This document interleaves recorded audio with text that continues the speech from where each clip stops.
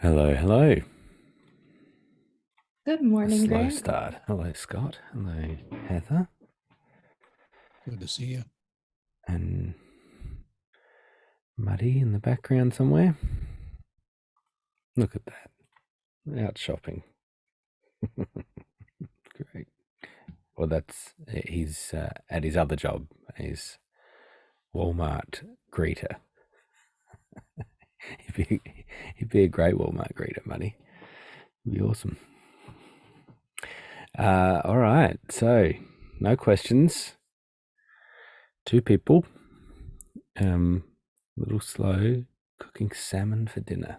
Of course you are. Celebrating something. Um, so I guess we'll see if there's a few more that come in. Um, loving the detailed stats. Good. Excellent.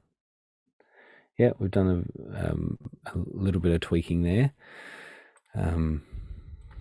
So when you go to export stats now, there's two options.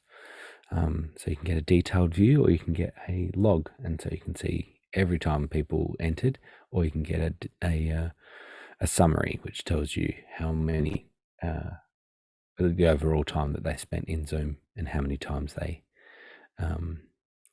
how many instances they came into Zoom is in that export, which is cool. Very good. Scott, did you come with any burning questions or anything? Just No, I didn't. I was here. I thought I'd let somebody else do that job. Um, fair. I got a pretty decent mastery of most of it these days. I haven't used it yet. I'll use it here in about 7 or 8 days. I taken my time to figure it out.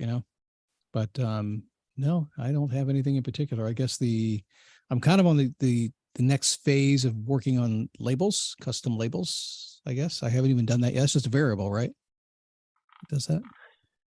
Labels Yeah. is yeah. So labels can be is really something that's added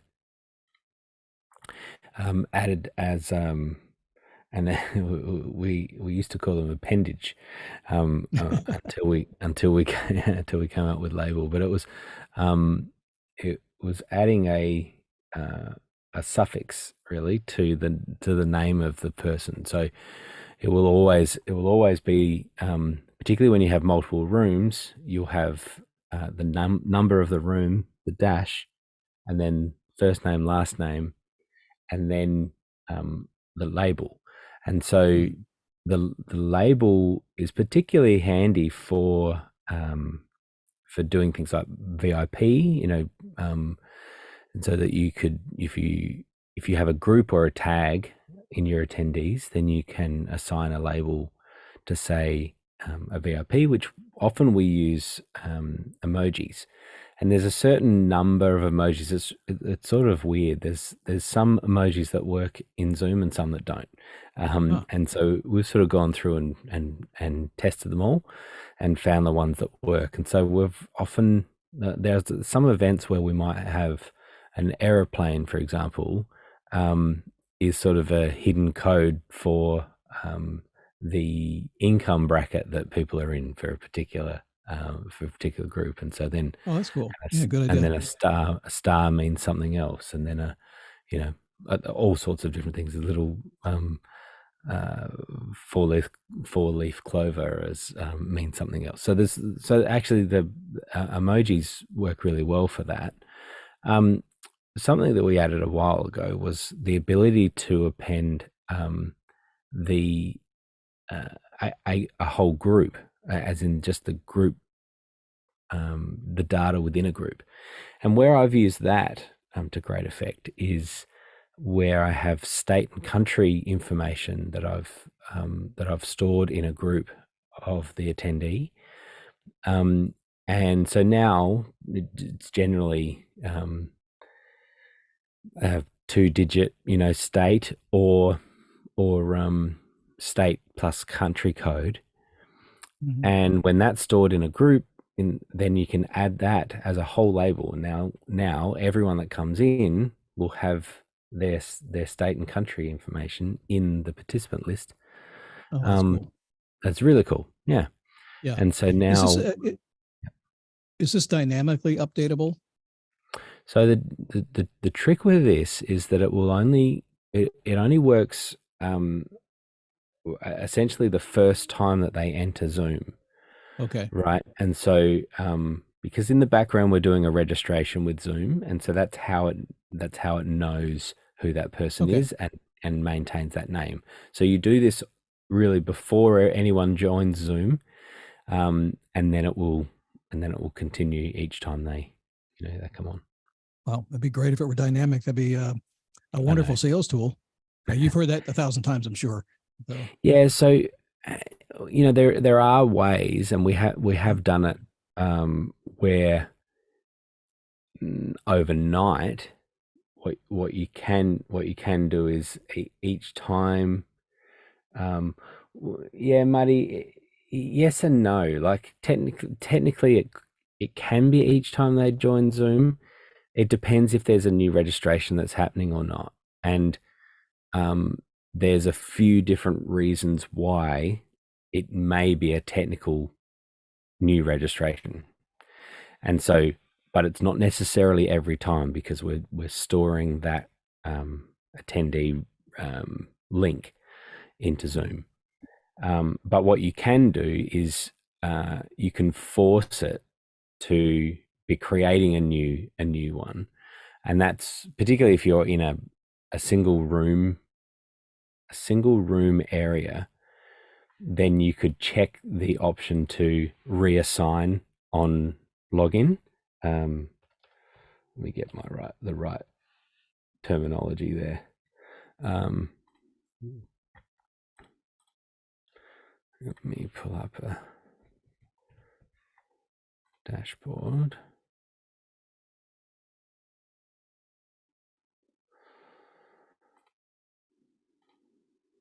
It's funny. I was just looking at the dashboard. I must have done a little demo of uploading an image, and then I left it there on the I've never update. done that. Yeah, Ever. yeah, that's right, exactly. Um, so when we're looking in a Zoom area, let me share for fun. When we're in an area, this is a good example. It's only got one room that's in it. Here we have reassign on offline, and what that will do is when the room goes offline, it essentially forgets which room they were assigned to, so that when they join the next day, the next session, it will reassign them, which is essentially is the reason that we have that there is for when we have multiple rooms in an area, and say we've got an event, we've got 5 rooms running within an area, main stage, 5 rooms, and on day one, people come in and someone is assigned to room 2. Well, there are good reasons for wanting to keep people in the same room because we find that they build community around the room that they were in. Yay, room 2 is the best. Mm. We've seen people create Facebook groups and all sorts around their room number. But sometimes we want to mix it up, and so then we say reassign on offline. The next day they come back, they are randomly assigned to another room, and they end up in room 4 now. And now they see a whole group of other people, and that's how they meet a large group of people. Wow. That's what that function is for, but Okay. it still does work even if you only have one room. It's going to reassign and re-register the people um, in Zoom, which means that it will create those labels um, based on whatever the label setting is set to. So uh, that the state and country is a really cool one. I really like that. And then the other where I've used it as well is for some education based events. Um, I've put in what the attendee what their kind of education status is in a way. So so sometimes we would have professors, for example, but then sometimes we have trainees, or we have, like it'll be like maybe four or five different um, levels of where people are at in their education journey on that particular topic, which is really handy, because then when people are making comments in the chat, you may not, they may have no idea of what of the name of the person, but they know something about them. They know, oh, they're a trainee, they're a, whatever they're, um, yeah, lots That's a of great different idea. statuses. Yeah. So you could think about how that could work across all sorts of different industry. So that's, yeah, all using Hmm. labels. That's my next fun thing to play with. Yeah. I'm ready. It's all working fairly well. I was playing last night with the blog posting and when it shows and doesn't show, and kind of giving a hang of that stuff. And so I just got to Mm. get using it. That's all. But Yeah, and since we changed our, the credit system and how it works, it really is unlimited now. There really is some advantages in running really small meetings, like just uh, meetings that you might have normally ran in Zoom. You have an advantage in being able to run them through Obvio and be able to test out some of these things. So that can work really well. yeah. I encourage you with that. Well, now that I Uh, got all the stuff working, all the tech is working. Although nice. it's when you guys advised me you said two words, super source, and you got me all excited. So here's a Yeah. guess. What is the one thing I have not even played with yet? Take a guess. On, uh, is it a Super super source source you haven't played with yet? and everything, but I found I just don't need it. So at this point, it's sitting over, Yeah. it's right there, but yeah, it's all ready to go. Well, we have one call scheduled on the 19th, and I will pick up more. Probably get pretty regular, maybe up to possibly 4 or 5 days a week.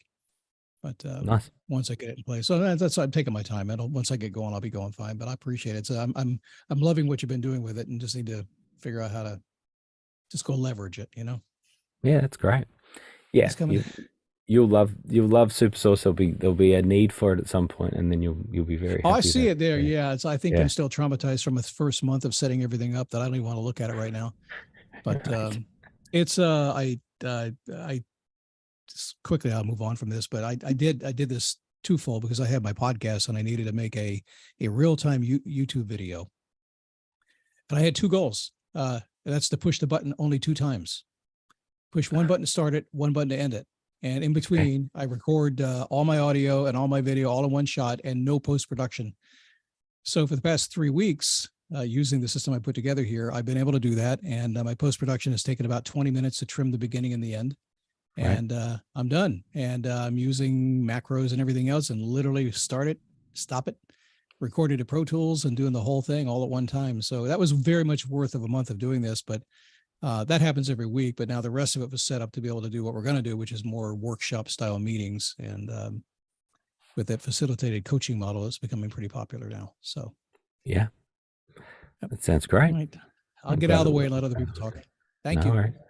You're welcome. Yeah, I'll when you come to playing around with super sources, I will just suggest you get the app called Mix Effect, which is on a iPad, or I you can have run it on seen it. I'm Mac. trying to figure out how to work it into workflow. It seems like another thing to push buttons on.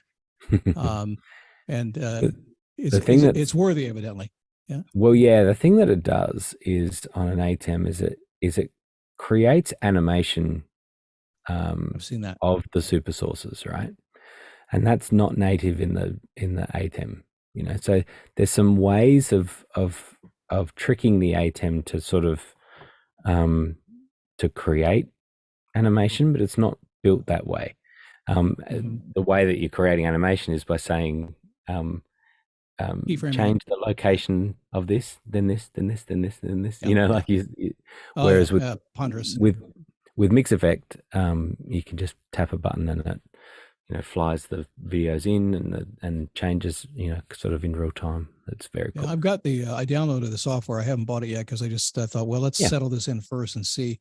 With the totally. ATEM running into a Stream Deck, using Companion to run everything else, um, it's gotten pretty sophisticated here. So, but it's coming. I'll let you know when it gets here.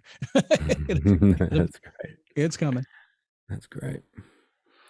Very good. Okay, so a few extra people have joined us. A little slower this afternoon, but you can post questions on the dashboard, or you can, with such a small group, you're welcome to throw that in the chat as well. And so, if there was we don't currently have any questions. So if you're thinking about how you're using Obvio or wrestling with what you can do with that, you will notice, if you are a subscriber to the YouTube channel, you'll notice that we've just started to upload clips of how to sort of walkthroughs. So we have got the onboarding workshop is what we called it, and we have those long form videos of Blue talking for a couple of hours over 4 or 5 days. With the intention was always to cut those up and and put those as individual clips, and then have links to those throughout the dashboard editor and the admin. So the first step is there. We're getting those videos in place, and then we'll start getting them placed throughout the admin. But if you're interested, it certainly won't hurt for you to go to the YouTube channel and see those extra videos there. We'll start creating some playlists as well, and you might find, just by the name of the video, a particular thing that you might be messing around with. So, but Heather, I think we have a question, which I'm very excited We about. do. It's from Marley. She Mhm. said, what is the best way to host a virtual walkthrough of the event dashboard for speakers and team so they can be more familiar with Obvio ahead of time? It's a good question, Marley.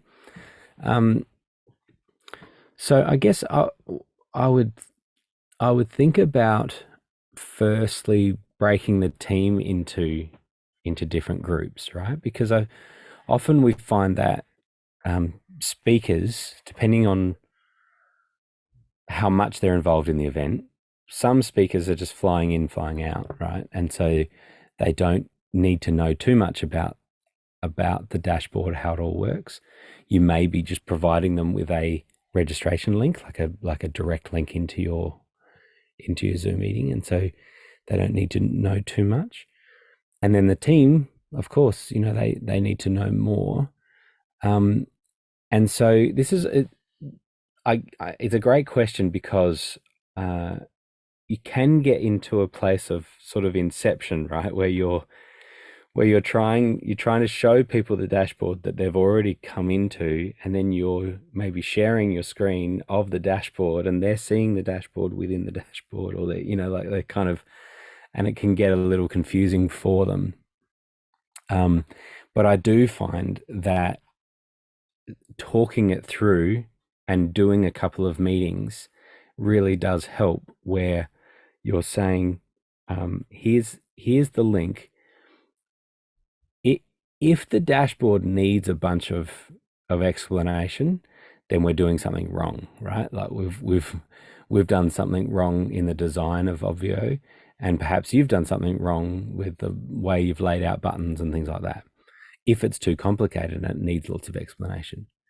So hopefully, often what I do is I create a green room as a separate room, and the green room is for my speakers and stakeholders for the event, but it also is for the team.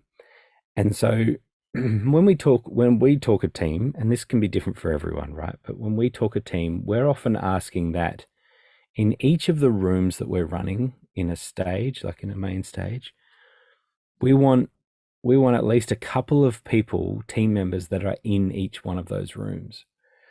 And so once again, this is a thing where if it works big, it works small. If you're running an event that has 5 rooms, then the concepts are the same if you're running an event with 1 room, where you still want to have team members that are dedicated to a room and that they understand that. And so getting an idea of how the team works, what we do is that we have often a rehearsal the day before, ideally at the same time, right? Like it's everything is like we're trying to duplicate or simulate what the experience is going to be the next day. So the same internet conditions, the same, whatever it is. So a day before or 2 days before, whatever it is, right? And we get everyone together. We get them all into a green room. So they've already come through the dashboard, and then we just talk through a couple of those key things. So make sure you're familiar with what is on the dashboard so that you're able to point people to it. A couple of those little tips. All the team members are seeing the green room because they've been tagged as crew or team or whatever tag you want to use. They're seeing the green room button, and that's how they've come in. What we do is we say that green room is open all the time, and that is kind of like if you're needing help, then that's sort of our huddle position, and you can drop in there at any point. Maybe you have it on a separate device. You can chat in there. You can open your mic. You can talk, and away you go. And that's just like a separate backstage little spot for people. So just incidentally, as you're building out an image of how we're doing it, then this is how I run them, as in my Australian events, as opposed to how Blue does it with Sage events, which is only slightly different, but there's similar thinking. And the way that I do it is that green room has a breakout room in it, multiple breakout rooms, and that would be my stage room, the breakout room. And what that means is this is a separate Zoom meeting and breakout room for where my speakers and hosts come, and that's where the bulk of the event takes place, in that little breakout room, because then we're bringing that into our switches, and then we're broadcasting that back out into a meeting. So I know that this is a bit more complex than everyone in the same meeting, which I know most people do, right? And when you don't have a reason to go to multiple rooms, then you tend to have everyone in the same meeting. But the advantage, even if you're running a single room event, it adds complexity. But when you have a separate meeting that's running for just your contributors, you've got lots of control then about who's coming in. It's a single window that's going into the main meeting, and it's a fully switched, sort of, it's a production, then it's a broadcast in that sense. And you can control people coming in and out, and not everyone is seeing that in the meeting and seeing them pop up, or having to spotlight them, things like that. So anyway, that's not what your question was. No, I super appreciate the rabbit hole you went down there. I took some notes. Yes, I did. But just so that I understand, this is a small event, maybe 200 people is the goal here. I have 8 speakers, and I want to keep it as simple as possible. It is me and my husband, helping me with this. And as far as the green room, I have one area and the main stage as a room created. I'd create another room called green room, correct? Yeah, within that same area. You could. Now, let me try to keep it simple. Yeah.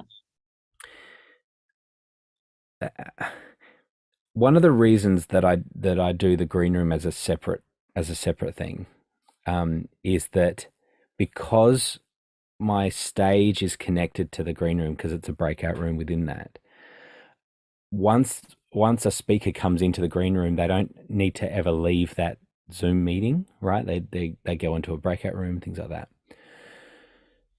However, if you're doing it all within one Zoom meeting, then you may not want to complicate having another meeting and then trying to have people jump from one meeting to another. That's where I was getting confused. I'm like, can I Yeah. have one main stage where they go main stage, and I have Yeah. somebody that's looking out for my speakers, and we move them into like a The breakout breakout room. room that's labeled Yes. green room. Yes. Yep. And that I've can done remain that. open the whole time? Yes, it can. So the caveat on that is that as long as you're not using breakout rooms for everyone in your event, right? And if you are, then you would need to close all breakouts, close your green room, and now, set up breakout rooms and have everyone go into them, and then start green room again, right? So it's possible. And perhaps green room is not a good term for that then, like it's, and so It's more like a little greeting area. Like, hey, okay, it- great. Do you have any questions? The lighting looks good. Okay, great. Let's go back into the main stage. correct. Yeah. It's a tech check, right? It's a But tech it's check more for the like that. speaker. Yeah. Here's where And the host is at. Here's where we're at, just so that they kind of, like feel caught up and ready to do their thing. absolutely. And Scott and I were talking before about labels.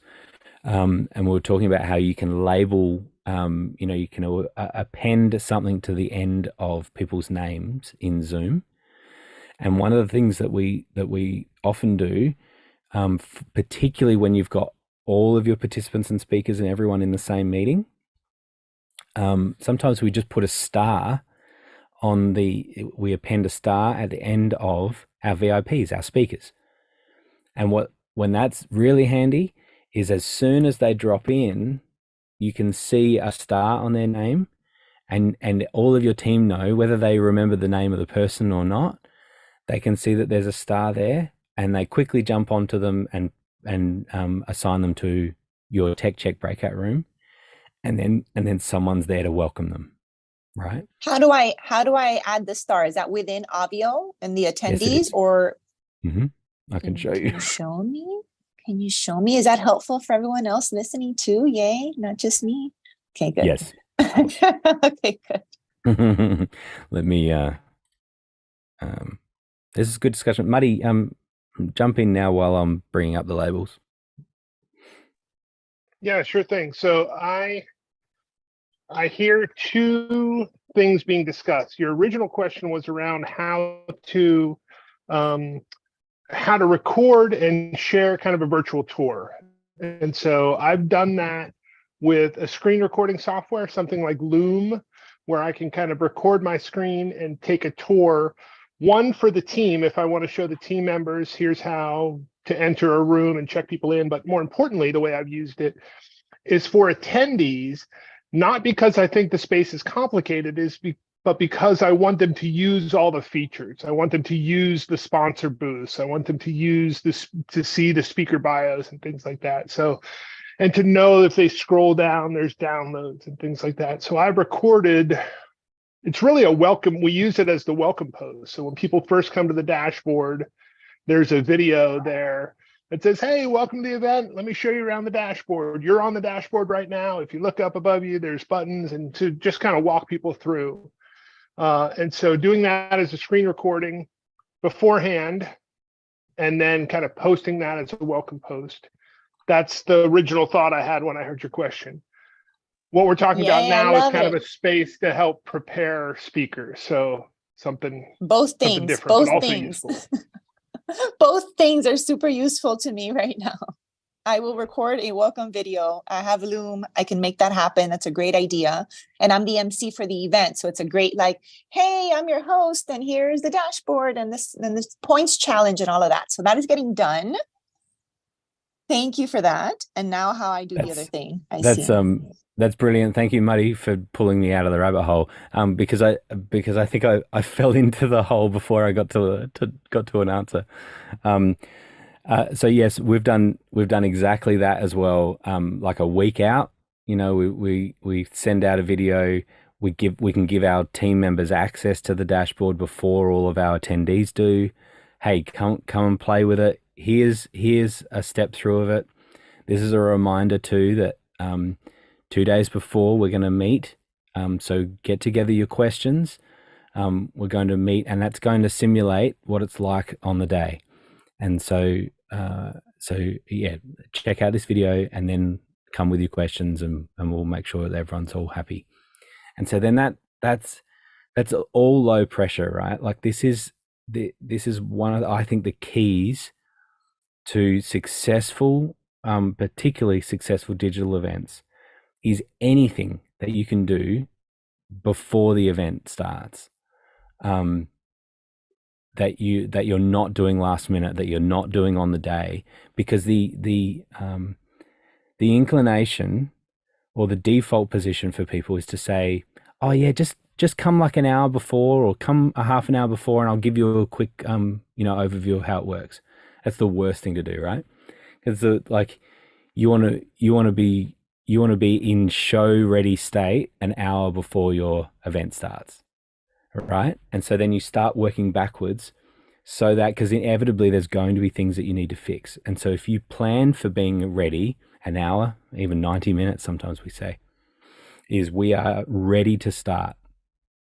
And now we've got time allocated to fix those last minute problems. We don't allocate things to those to that time. We are trying to be ready. And if everything has gone well and your preparation has gone well, and you are sitting an hour out from your show and you don't have anything to do, inevitably you'll do some little tweaks here and there, and that's when you'll find just those finishing touches that make a really big difference, And so to that point, I'm falling rabbit holes all the time. To that point, what it means is, a week out, 3-4 days out, you're sending the Loom video. This is how it all works. It's all set up. Come and play with it. You're ready to do that. And then let's meet 24, 48 hours out. We're going to step through it. So labels, I'm sharing this whole time. So you could see, let me add a tag. So what we're doing, this is the visibility rules.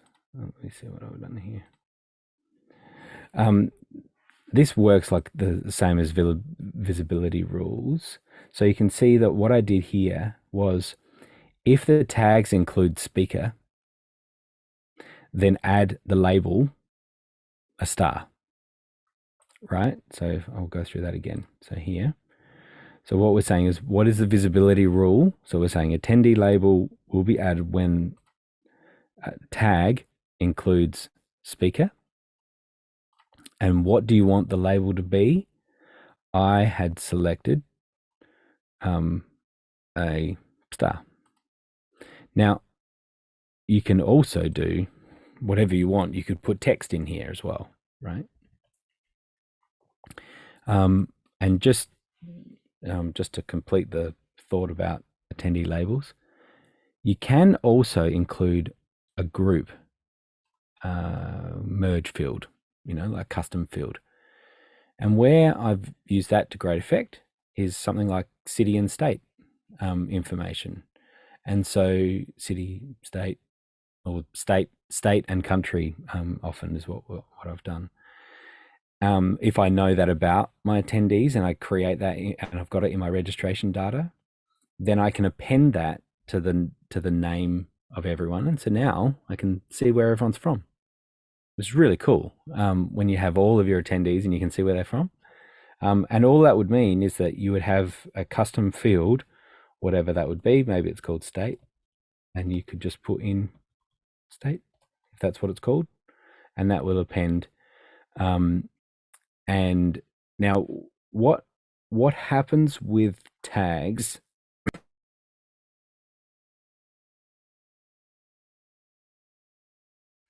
It's good to have.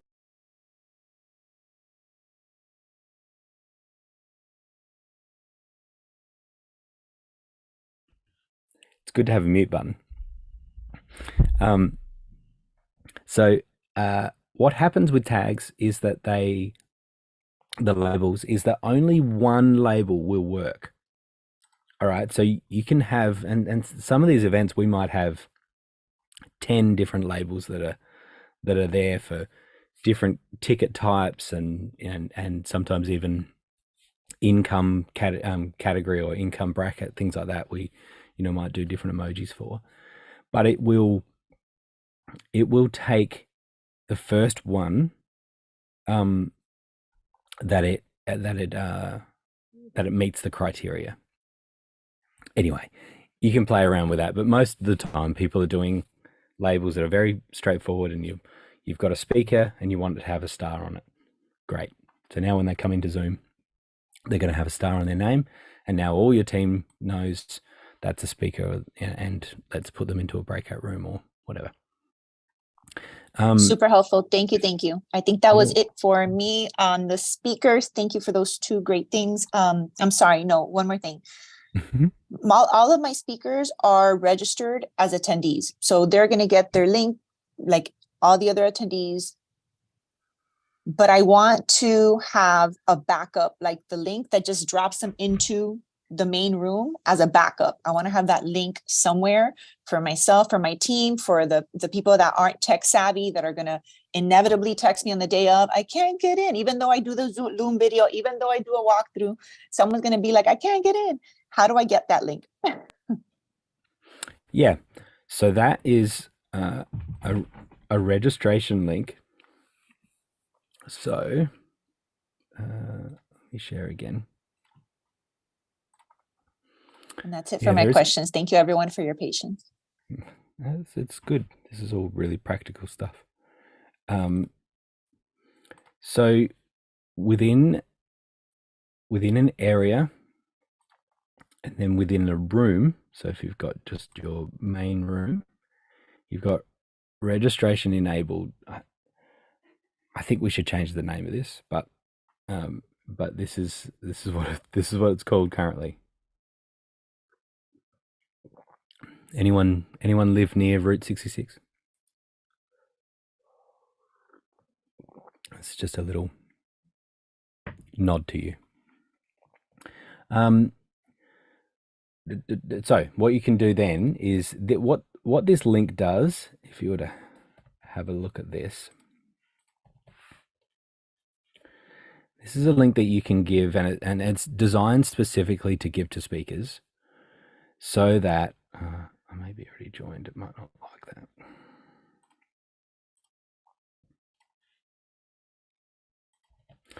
that. So that all it's going to do is bring up a page that just says enter your first name, last name, and email, and then join the room. And so that bypasses the dashboard, takes them straight into the Zoom meeting, and so that they don't get lost at all. Now, I think Muddy was making a great point about it depends on who your speakers are. And I was saying that at the start, and that's where I got myself all down rabbit holes, right? Because some speakers are there for the duration of your event, and they are a bit more involved in it than just a fly-in speaker. And if that's the case, then you want them to be aware of other speakers, sponsors, how it all works. But they may not need to get confused by some of the whole dashboard. And so I would just, without making the dashboard too complicated, when you know that there's a speaker and they're tagged speaker, it's possible on the dashboard to essentially hide things that don't show this if they're a speaker. And so sometimes we have extra buttons for things, and we can just have that not displayed for speakers. So that's where you're saying,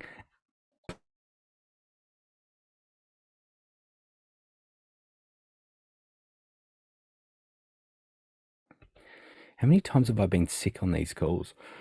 Like people think, I honestly was going to ask if this is still the same sickness from like oh, 5 months ago. well, Getting it a has little been, concerned. it has been lingering, but we've got 3 kids. They went back to school and then they just picked up all sorts of stuff, and then they've been just it was a relay race really of their sickness, just sharing that around. Not not let's get everyone sick all at the same time and let's get it all sorted. No, let's drag this out for 6 or 8 weeks and see how that goes. So that's kind of what it is. But of course, it is a bit tricky when you work a full-time job in Australia and you work with some people in America on top of that. You just work around the clock. Apparently, your body doesn't like that. So, um, now I completely forgot what I was saying. I was probably down a rabbit hole anyway. That's the registration link. Muddy? Well, one of the big advantages for Room Registration Link, and the reason I like using them for speaker links, is because if someone uses the Room Registration Link, they can come into the room as long as the room is open, even if the area is off. So if they're coming in through the dashboard and click the button to join the main stage, the only way they can get in is if the area is open, and that means everybody can get in. But the room registration link will get them in. I call it the side door. It's not the back door. They're not coming through with an admin login. They're not coming in the front doors like participants. I think of it like a little side door that we can get them in before the actual area is open. Little stage door? Little little stage door for You're, the side of the you're theater? talking my language. I Yeah. understand this language. That makes sense to me. Thank you for that. So just to show that, remember that the area can be turned. You can close an area, and so we encourage people to do this. Right, the hours before your event, you're getting your Zoom meetings going, and so you can open it, but you can close the area, which means people can't access the meeting. But as Muddy's saying, if you've got people you want to get into that haven't got admin access, they can use that registration link and they're going to join that meeting directly before your attendees do. And so it's a helpful thing when you're doing it all in one meeting. But you want to make sure that you've closed that area when you're not in the meeting, because people will go there and say, "Where's the meeting? I'm here." And you can't find them. So, if you've closed your Zoom meeting and you've still got the area open, what it's looking for is that there is a meeting that's open, and so they should still get an offline message, even if the area is open, but there's no Zoom meetings open at the time. But to be sure, you can close the area, and now people get the offline message, which is we like that rather than what we're used to seeing with Zoom meetings, where it's the host hasn't joined yet or the meeting hasn't started yet. We've specifically designed nice offline messages. So I'll show you that quickly too, if you haven't seen that before or thought about that. You've got this offline text, and so you can create this custom offline text for that area. And generally what we do with that is we say the meeting is now offline, or the room is now closed. Come back at X, time when we'll open again. The meeting will open again at this time, or whatever, or the event's now concluded. Please go to this website or whatever to register for the next one, or whatever it is. So you can use that as a offline page and have some specific data there that can be really helpful. So, okay. Heather, we got any other questions?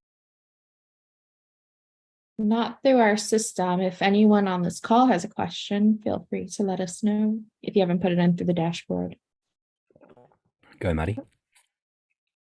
Is that how to cook salmon? So I've got salmon's in the oven. Now it's Okay, time for the salad. But a week or two ago, Dorita had a question, and I didn't understand at the time. We looked at it a little bit. She wasn't on the call, but I had some correspondence with her afterwards, and I now understand the problem. I haven't tested it myself, but if we have time, it might be worth looking. And here's the scenario.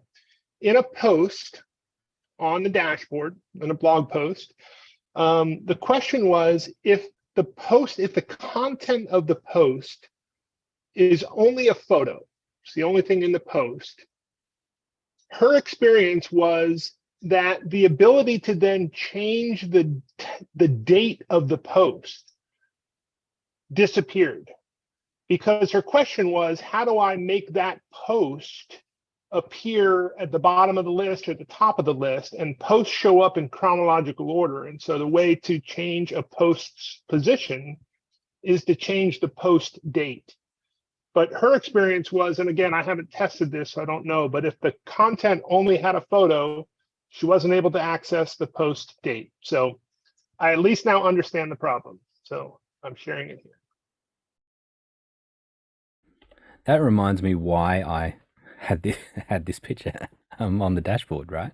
So all I've done, I've created a new post. I've added just an image. Hide date. It's now there.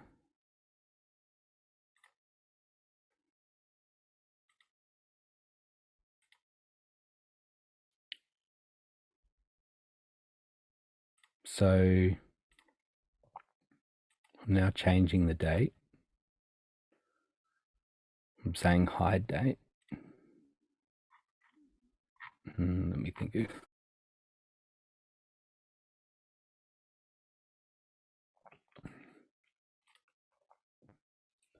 I may need to go way back.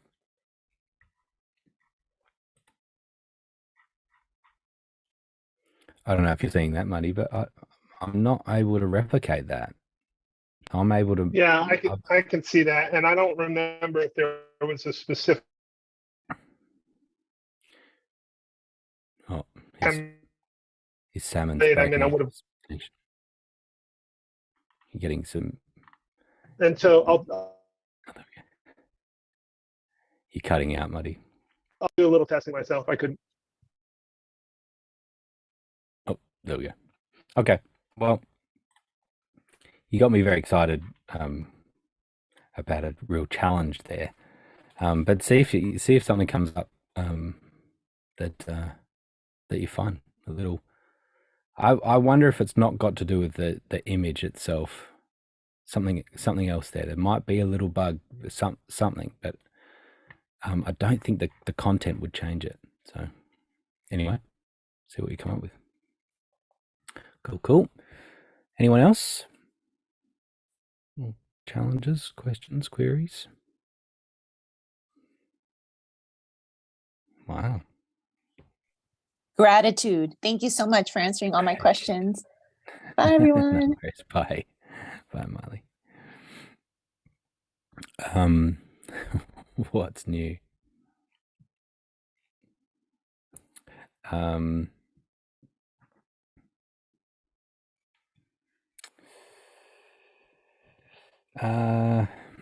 Where I mentioned logs. I can show people that when you're doing exports, right? So you want to know who was in a particular meeting when. It used to be you export attendees, and now you've got an option here. It's called export log. So you can have a summary log or a detailed log. A summary log is essentially what you had before, which is where it was giving you a total a total time that people spent in Zoom and how many times they entered Zoom over the course of your event. So you might have someone that joined for half an hour and they came once. And then you might have someone else who joined for 15 minutes, but they did it over the course of 4 different times, logging in 4 different times into Zoom. And that's what that summary will give you. Each attendee that joined in a row, listed once with the total time. If you did the detailed log, that will give you a row per time they entered, which means that you would then have those 2 examples. You have one person that was there for half an hour, and you have the other person that joined for 4 different times. You'll see their 4 rows and the join time and the leave time for each one. And so it's more detailed. So the detail view is handy if you're trying to see when someone joined and what they might have missed. You could see sort of the windows of when they joined. You can track that a bit more. So this is another step towards us having more detail about what people saw, or kind of when they were connected. I mean, it's not foolproof in that people can join Zoom, as we've all done, and then walked away. And so you don't know for sure that they were watching. But it's a much better indicator than nothing, that they were there. And you know particularly that this is a particularly good thing for enrollment-based things, where you're pitching something, or you're offering something. What you can do is you can find the people that weren't there for the offer. And that's particularly helpful to know, right? So now you can go back and say, oh, this person was there for all of this extra content, but then they missed the pitch. And so then you could target an email to that group of people and say that we think you may have missed, or you might have missed, this offer, and here's a little clip of what we're offering, or something like that. So there's that type of thinking in that, and that's where we're getting. But in the meantime, you've now got a bit more data about who was connected when. So that's something there.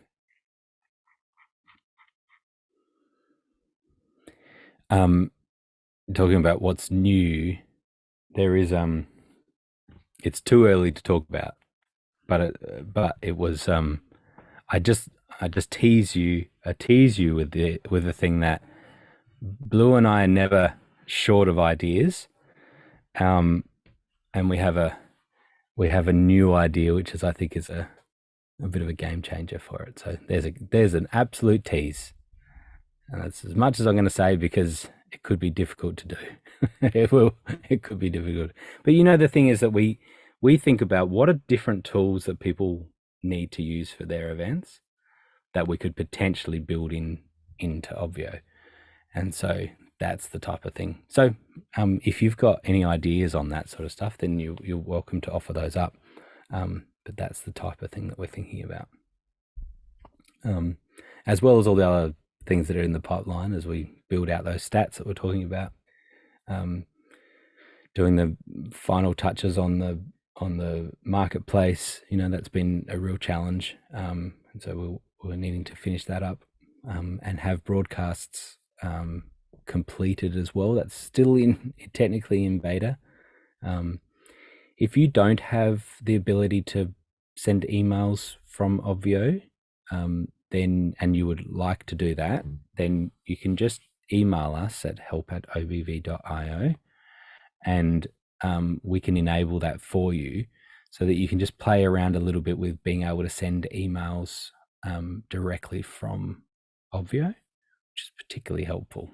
It's a real it's a significant thing. We haven't gone super wide with our marketing at all with Obvio, and part of that reason is that we feel like broadcasting and being able to send emails is a key feature, and the marketplace, being able to sell tickets, are 2 key features that are really required.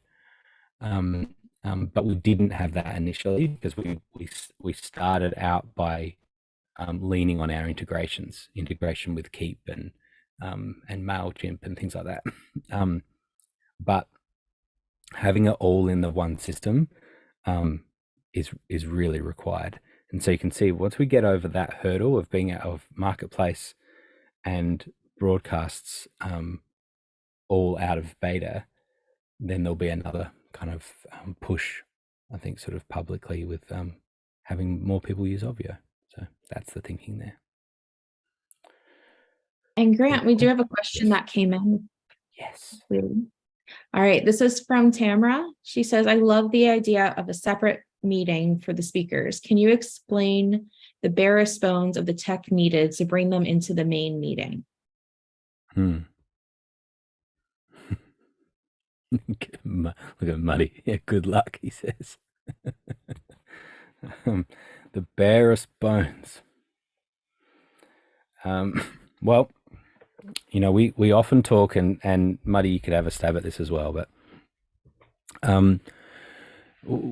we often talk about how you're doing production where you have contribution and you have a sort of attendees or distribution. Look at that. So often we're running events, smaller events, where we're doing it both in the same meeting, like what we're doing right now, right? So if you were to think that, for example, Heather, Muddy, and I are the contributors to this meeting. At the moment, we're all in this meeting together, and all of our attendees are in together. You can see the idea that if the three of us were in a separate meeting, and then we wanted to broadcast that meeting into an attendee meeting, you can see some advantages to that is that now you've got some controls over what people see. You're controlling what people see, and that you know, we wouldn't see Muddy cooking salmon for the whole time. We'd only see him when he talks, right? And that would be disappointing because I'm taking notes about how to build the best salad. But so in order to do that, we need to think of it more like a TV production, in a sense, where we have contributors going into some sort of switching, and then that going out as a single video and audio feed into another meeting. So without complicating it too much, you're right, Muddy. 2 computers, an ATM, and a capture card. You're right. It can be as simple as that, where you have a separate meeting that's going into a switcher, and then that is connected to another Zoom meeting, and that's seeing a single camera, and that's your total show. So it certainly is something that, when we talk about if it works big, it works small, the idea that you could do this with smaller meetings and it gives you a lot of control. But we now get into the production aspect. Oh yeah, is that we call that we would call it pumpkin. You call it squash. Is it squash? Oh, these are sweet potatoes this time. Oh, they're sweet potatoes. Oh, there you go. Well, we call them sweet potatoes as well. So there you go. But it does look a little bit like squash. Are you doing squash as well? Oh. Not tonight. I made the choice to go with sweet potatoes instead of squash. But they're going to be good. And the occasion is that my girls are on fall break from college, so we're coming home for a full family dinner, which we haven't had in a while. That's cool. Dinner at Muddy's. That's cool. Do you call it aubergine or eggplant? Yeah, eggplant. Aubergine. Aubergines are weird. That's a weird term. So I feel like dipping your toe in the water of that production, separate speakers Zoom, does require a level of production. It steps you up. It's the same as when we talk about, I need to go to 2 meetings rather than, 2 rooms, because I have, 1,000 people coming or 2,000 people coming, and so I need to have multiple rooms. How do I do that? Well, then you're kind of required to do this then, right? Where you have a separate Zoom meeting, and then you're able to broadcast that into 2 separate Zoom meetings. And so without getting into the specifics of doing that, because there's lots of ways, and there's a hardware component, there is ways of doing this with software too, right? And so that it is possible. There's different software solutions for doing it. But that's the general bare bones idea.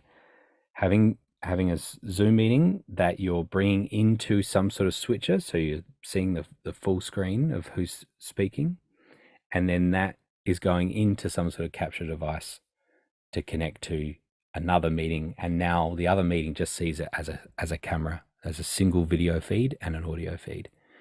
And you got to think about audio and stuff, and so it gets complicated very quickly. But that's where you have team members that handle this, and this type of thing that Muddy and Justin and others that are connected to our group can do for you.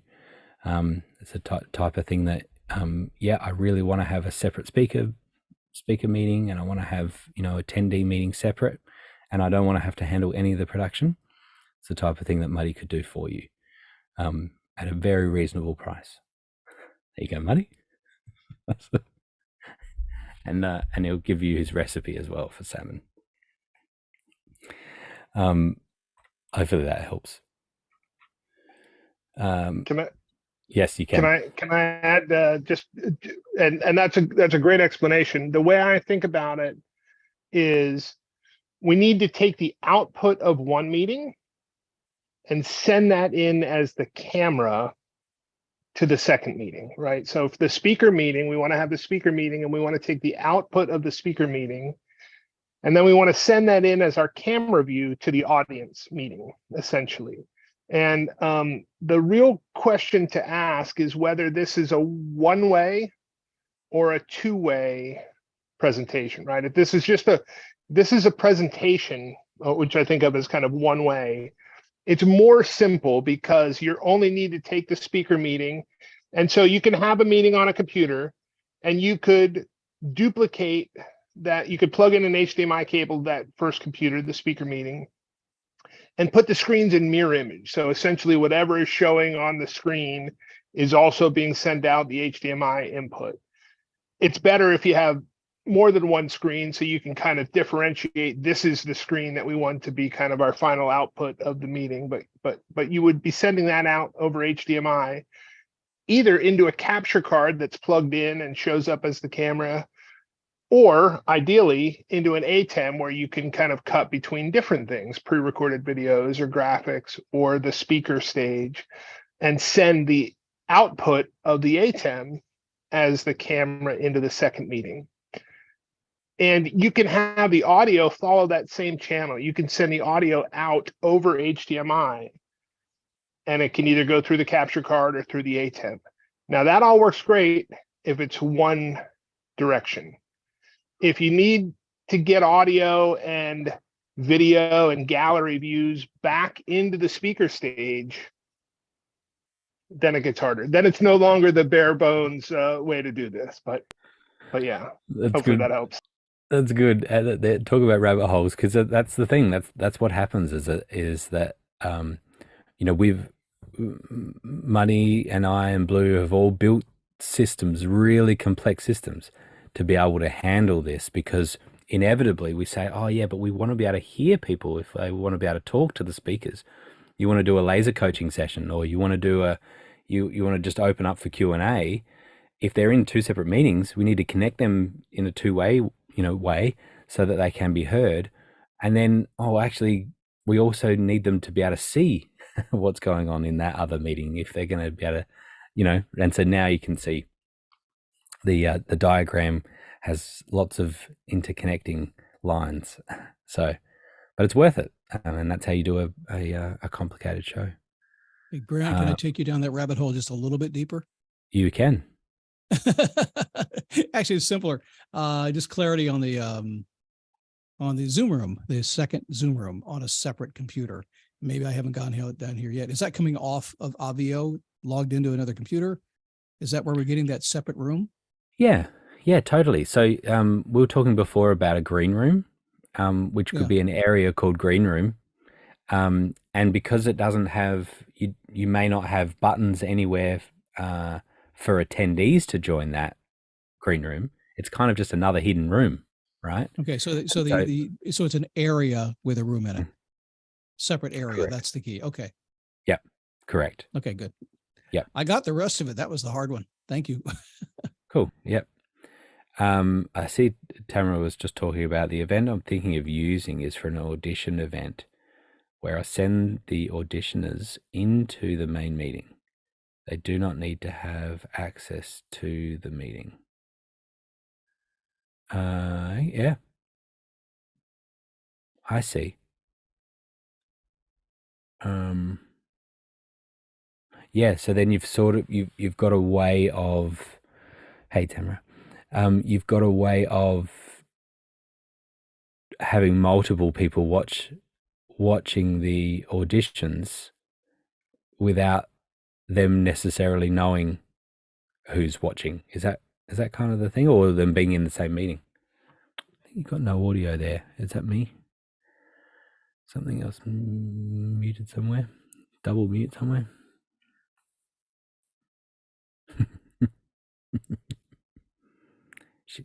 Tamara knows about complexities of setups. It seems like a good idea to have complex microphone routes into the computers, or having the wrong one selected,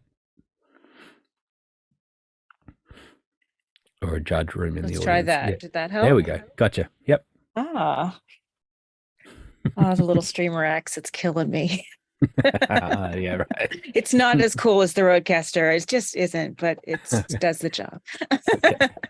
Nice. The event I have done crazily a 2-day audition event with 200 actors, some singing, some not, in front of 65 Broadway producers and casting directors. And That's cool. it's crazy. It takes about 25 people behind the scenes. So we've done the whole breakout rooms. We've done this all in one meeting. And I want to not do that ever again. So that's where I'm thinking it would be most beneficial, is in that meeting, is in that particular. I find this really interesting. Just explain how you seeing, so the auditioners are kind of by themselves. What happens now is we use the main entrance into the Zoom meeting as the lobby, and we have various breakout rooms. So we have tech rooms where we check their sound, check how they're looking, and all of that craziness.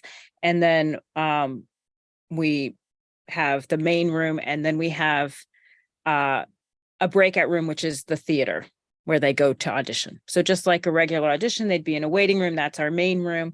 I have a stage manager who's in the room in the theater, talking to a stage manager who is getting the actors ready, and then we push them into to the breakout room.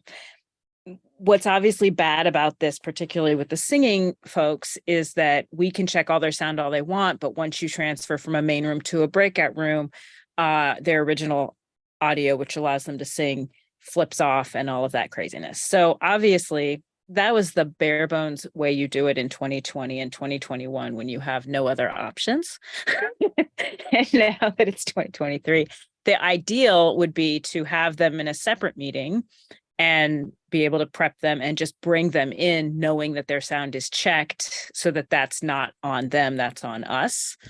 And then bring them in to the main meeting. There is no interaction there's just a stage manager that says you can start now, but that doesn't necessarily have to happen, because that could happen from a speaker, from another stage manager from in that second meeting. It doesn't, if there's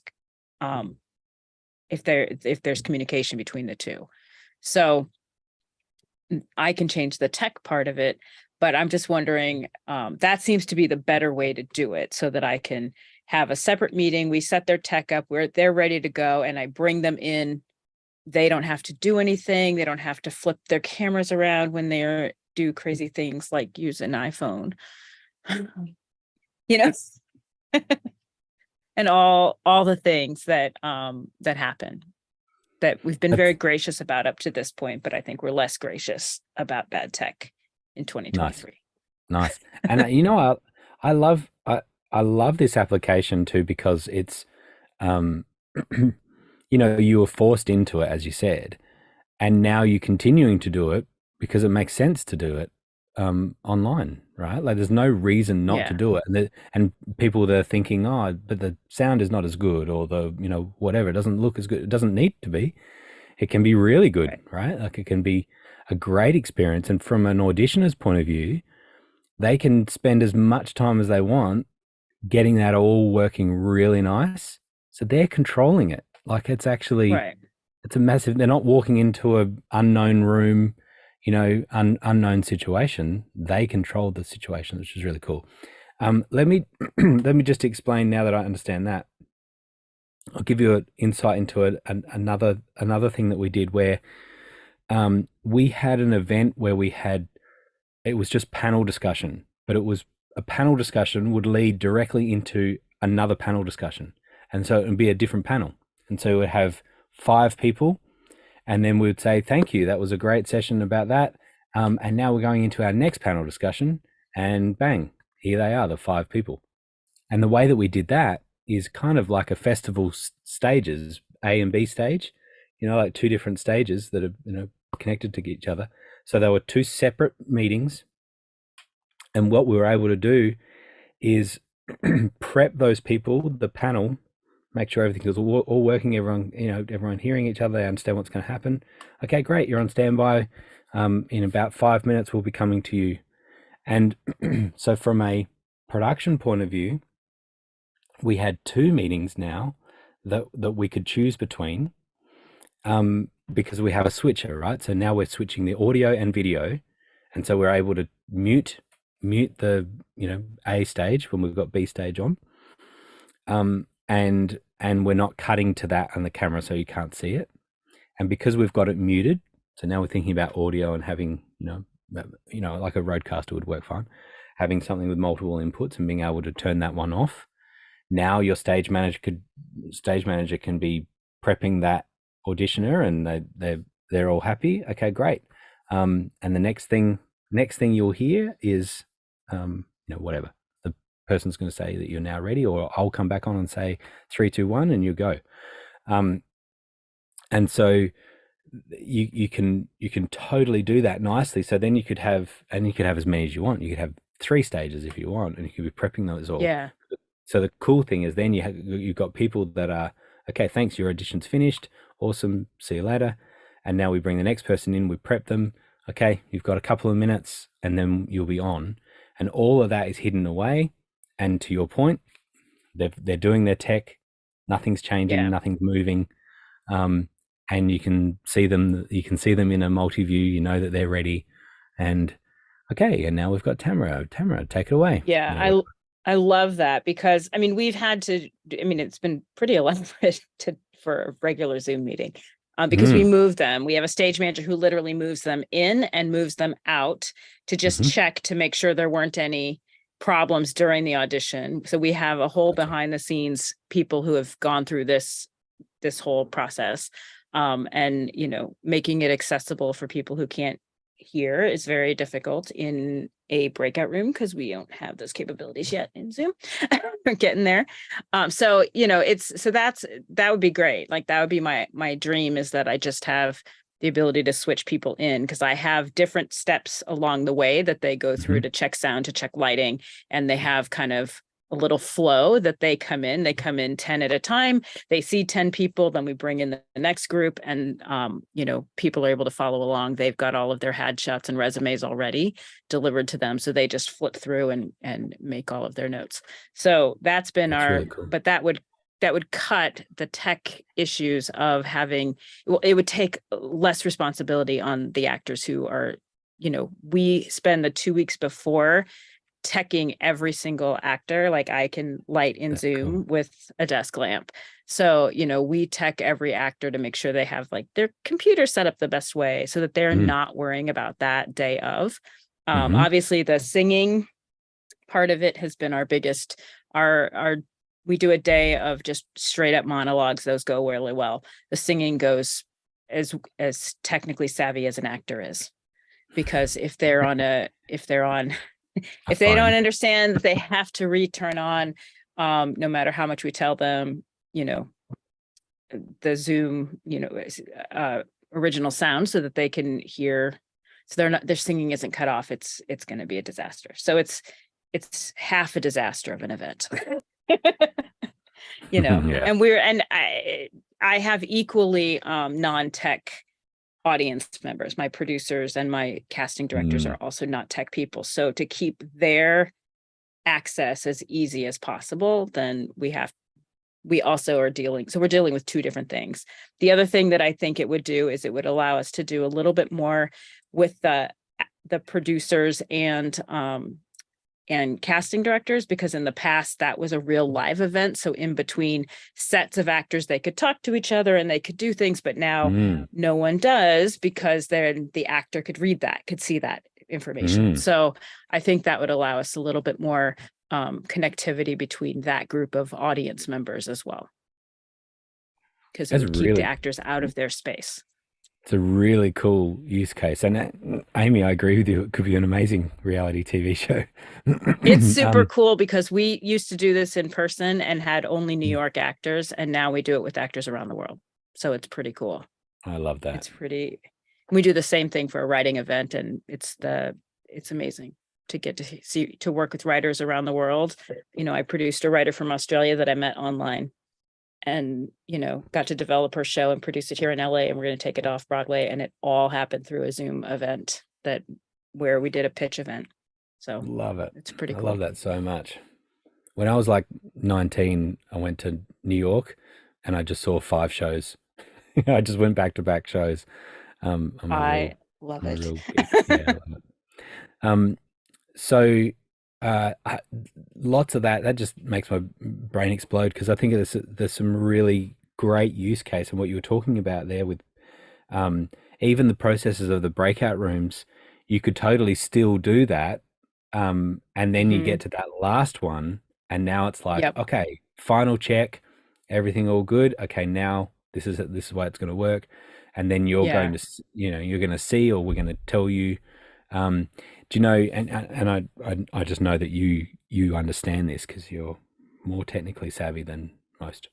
And that is that I've started using Zoom ISO, and what that enables. Love it. I can't use it in your system because I can't afford it. It's okay. Yes. I got Obvio specifically for these events though, and I have been doing smaller events training the producers how to do it, because even getting into a meeting is a dramatic event with theater people. So I've been this is the event I'm building towards because it's our most complicated, but I've been trying to get people to use Obvio to get into other events so that they can start feeling more comfortable with click a button and, so by the time we do this, they'll be comfortable enough to do that. Yeah. Well, it's an interesting use case. I'll just tease you, I guess, with Zoom ISO. And the thing that's pretty amazing is when you do isolated audio as well. So what that's meant is that we can literally have a stage manager talking to that meeting, and our production doesn't hear it at all. Right? Yeah, see that. So you can totally just be talking to them. And it's super clean. But I love how you're saying about with the adjudicators that they would be able to talk to each other freely, because I'm sure you could have a mechanism where they can be heard to the when they need to speak to the auditioner, Right. But the default is that they can't hear. And so Right. it means that they could totally talk over them if they needed to each other. And in the gap in between, they can talk and they know that nobody's hearing that. So, I mean, Right. you got to manage that well because you wouldn't want to get that wrong. But Right. that's a great use case. Anyway, happy to keep talking that through and Yeah, how that I'll have a little bit more once I get a sense of. I had to map it out on paper first to see Mm. how it will work. The original is mapped on paper for one room, and it's a kind of a miracle that it shouldn't work. I mean, Zoom shouldn't be used for this purpose, but we've done it twice, so it kind of Yeah. does. But it would just work better in 2 meetings. I've even used Obvio now, where I have a backdoor button that is tagged. So if someone, like I do a writing retreat for 14 hours and someone might want to meet with me personally, I'll be like, I'll just put it on their dashboard and they have the only access to it, so they can go into that other meeting and I can hop in and talk to them in a separate cool. meeting. So it's super useful. Like my tech has its own room, but because you can change what people see, then their dashboards can be customized to them. It's so amazing to be able to give writers just a writer's dashboard and give the producers just a producer's dashboard. They're not even looking at the same thing, and they're getting what they personally need. And it's amazing to be able to do that. So I love it. I'm getting more sophisticated with it, but totally, it's still new.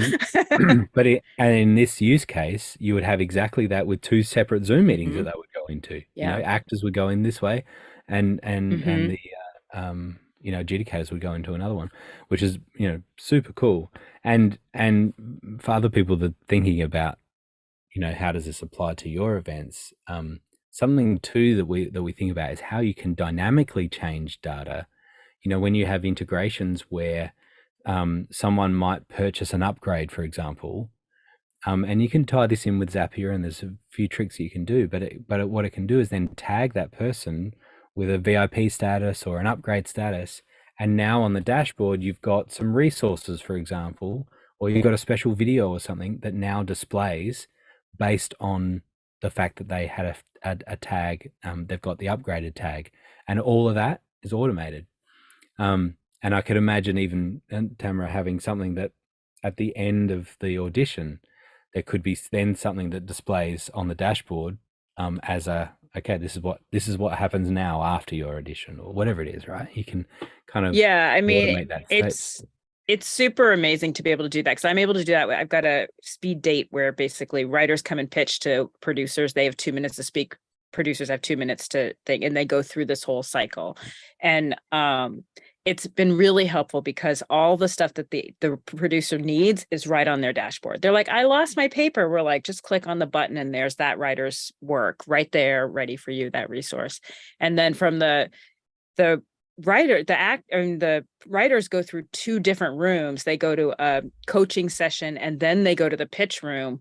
And in the old days when we had to just give them separate links, I inevitably had people coming back to the wrong room or coming back to the tech room or it was so crazy. So just having that one dashboard that can give them, literally their button disappears once they're done with coaching. They cannot get back into that room. It's just, and then another button pops up at the end, which is the same room as the coaching room, for them to have a little after party so they can go and hang out with each other.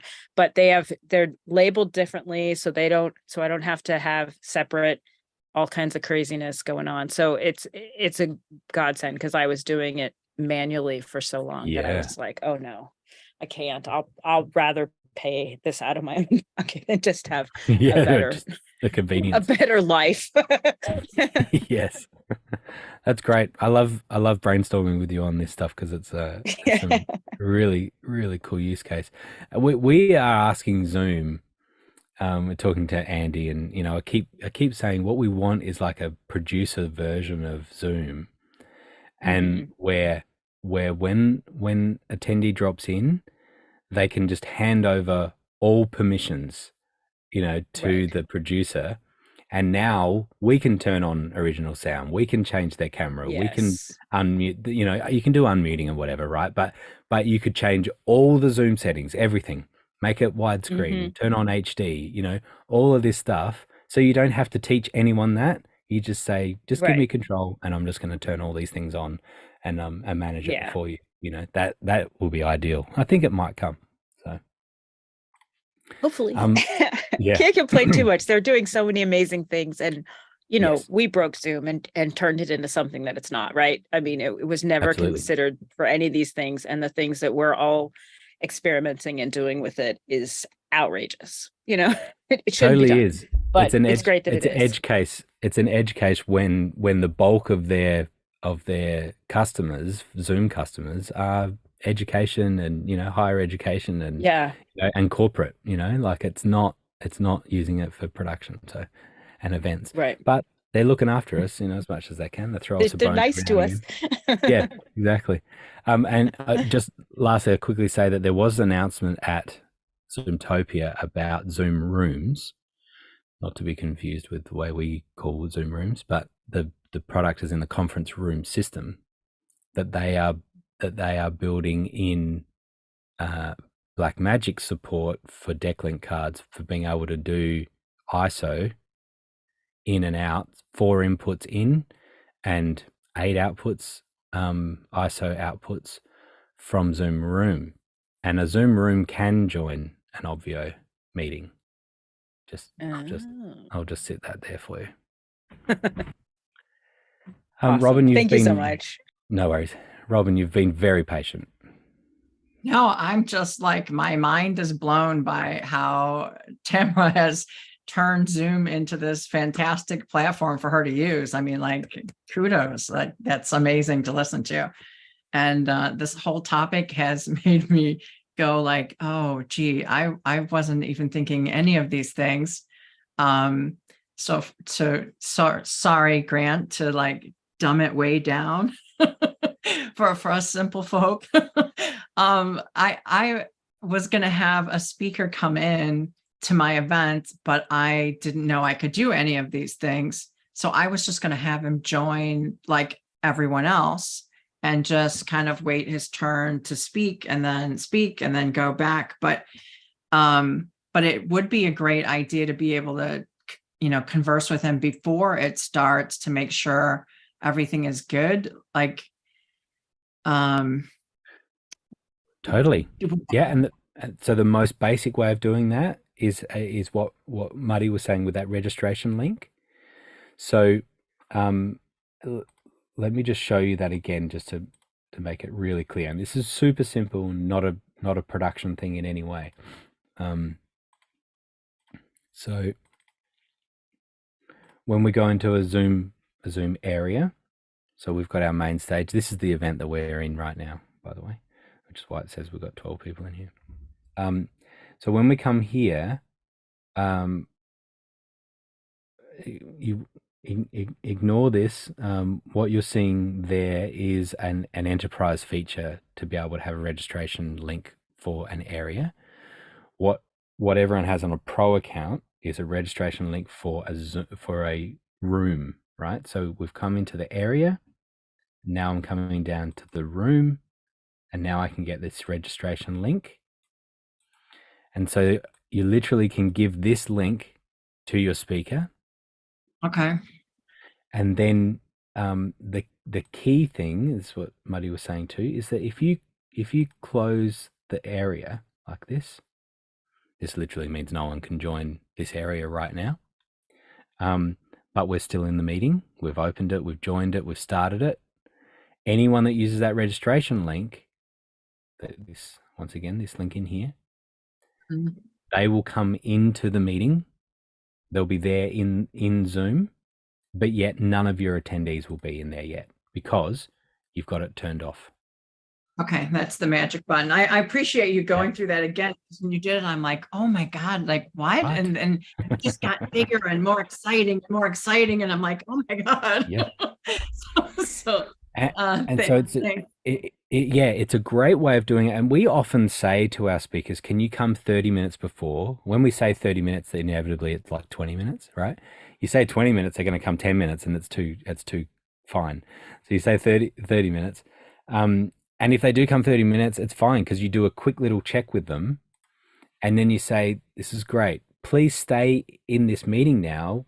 Sure, go off, do whatever, turn your camera off, mute, fine, but just stay in the meeting. And so now we know you're there, and we'll be calling out for you at whatever time, and you'll turn on and away you go. But you've done a check with them, you've checked in with them, they're there, you're not watching the list hoping that they join at some point, and they're not joining with the masses, with everyone else. You've already had them in early. And so it's a great way to do it. Same with doing it with team, and I recommend, no matter how small your event is, having someone, like I say this all the time, Heather in this meeting is just, she's got my back, right? And so there's just stuff going on. If I miss something in the chat, we've got the question system going on. If someone unmuted and was making a bunch of noise, Heather would jump on that, and so it's always having someone. Doesn't have to be super technically savvy. It's a bonus that Heather is. So it doesn't have to be. It's just someone that understands the basic functions of Zoom and is thinking in that. And so they become team, and they're also doing a bit of interaction in the chat, and maybe answering a couple of simple questions or things like that. And I say this all the time, you can be super creative about who those people are without needing to pay them necessarily. They can be alumni, the people that have, been with you for some time, whatever system you're doing. They can be people that you give freebies to if they just come and help out and hang out in your event, and you give them that registration link, tell them to come 20 minutes early or 30 minutes early, and you'll give them the rundown of what you want them to do in that event. And you add some extra people, you've got some team building, all of that stuff. It's all just win-win-win. So they're in the main room as everyone else is. They're not in anything separate that way. Okay, yeah. So I guess I hadn't even thought about that. So I'm glad that she asked the question. Yeah. Initially, I would have had no idea. Well, and you would likely need to make them like a team member. If you want them to be able to mute people and to be able to do things, then you would need to make them a co-host. And so the first person, you would join Obvio through the admin, and because you're launching that meeting, you'll be the host, the first person to come in, and then you could make co-hosts of anyone that comes in. So those people that come via the registration link, you could make them co-hosts, and if they need to be. And you can think about that too, because on some events, a co-host can share their screen, for example, right? But and so sometimes you might not want anyone to be able to share their screen, and so you might turn that off and then make a speaker a co-host so that they can share their screen and they can unmute themselves at any time. If you've got, see how there's just a little bit of finer control. Yeah. So a speaker has to be a co-host in order to be able to share their screen. So if you look in the security settings, this is Zoom in meeting settings, you've got a security button and it says allow all participants to screen share, chat, rename, unmute, start video. Right. And so often on our events, it's funny, the bigger we get, the more we lock it down. And so normally we will not allow screen share. We do allow chat. We don't allow renaming. We don't allow unmuting, and we do allow start video. And so, and so then if we need a speaker that we want them to be able to unmute themselves and screen share, then we give them co-host and tell them to be careful because they could do some damage. Well, there's no way in the security features to just single out one person. It's all or everybody. Nice, or nobody. Yeah, it would be. That would be nice. Yeah. And so sometimes, like in this meeting, we have it that people can unmute themselves and they can screen share, and rarely is that a problem.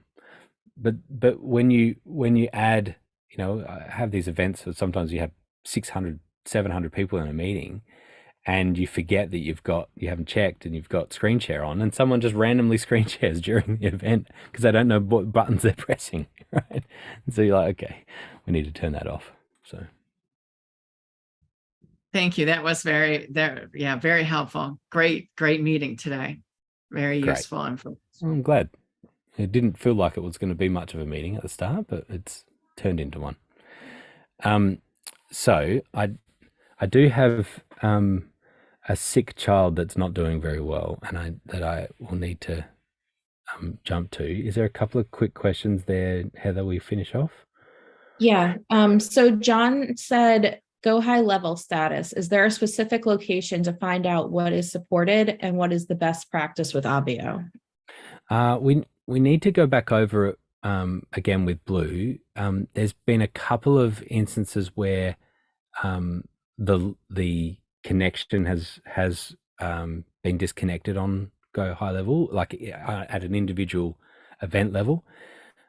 But best practice on all integrations is to be checking that it's working, because we're relying on a third party, and they can change things, and so that's often what happens. It can happen that they change, something might change, and so you don't want to just rely on, okay, that's done now and I'll forget about it and I'll show up on the day and it should all be fine.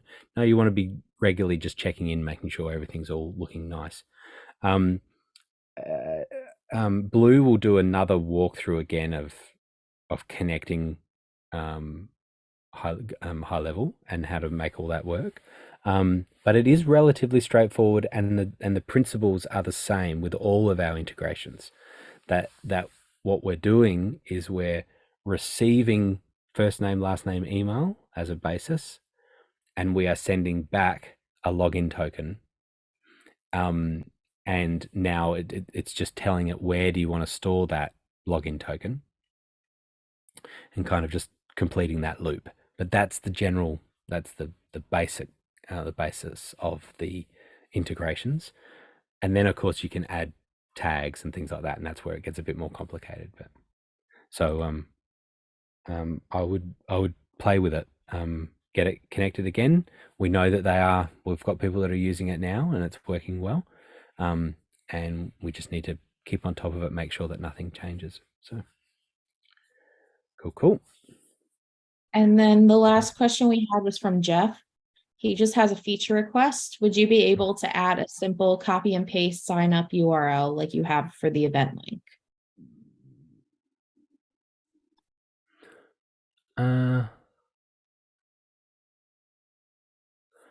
How is that different from sign_up, Jeff? You know that? Yeah, it's just kind of a user feature I was hoping for. So I always forget what the URL is. So I could have sent it to an attendee, and with an event, you can just copy paste, you know what I mean? Copy the link and paste it. And then with sign up, there's like no link. So I'm like, shoot. And then if I put it in, it's like organization/event/ and I'm like, well, that's the admin side. That's not what the attendee needs. Gotcha. And so it always just takes longer. And so I just wondered if you guys might list that on the page to make it a little faster for those of us that are going gray in their beard and need help remembering. It's probably like the easiest feature request. I was going down this line of like, oh, what does that I have mean? others, but if we can start here, that would be great.